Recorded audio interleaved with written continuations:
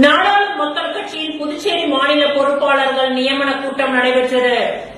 நாடாளும் மக்கள் கட்சியின் தேசிய தலைவர் அக்னி செல்வராசு, புதுச்சேரி மாநில தலைவர் பூக்கடை கமலக்கண்ணன் மற்றும் மாநில அமைப்பாளர் மாணிக்கம் ஆகியோரின் பரிந்துரைகளின் பெயரில் புதுச்சேரி மாநில பொதுச் செயலாளராக திருமுருகன் அவர்களுக்கும், மாநில செயலாளராக காசி, மாநில பொருளாளராக அண்ணாமலை என்கின்ற செந்தில்குமார் ஆகியோருக்கு பதவி நியமன பொறுப்பு கடிதங்களை வழங்கினார்.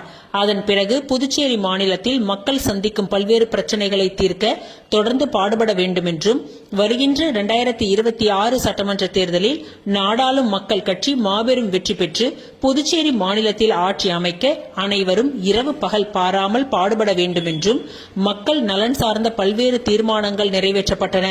அதனைத் தொடர்ந்து லாஸ்பேட்டை தொகுதி சட்டமன்ற உறுப்பினர் வைத்தியநாதனையும், அதனைத் தொடர்ந்து RLV பேரவை அமைப்பின் நிறுவன தலைவர் RL வெங்கட்ராமனையும் சந்தித்து புதுச்சேரி மாநிலத்தில் அரசியல் மாற்றம் ஏற்படுத்துவது குறித்து ஆலோசனை நடத்தப்பட்டது.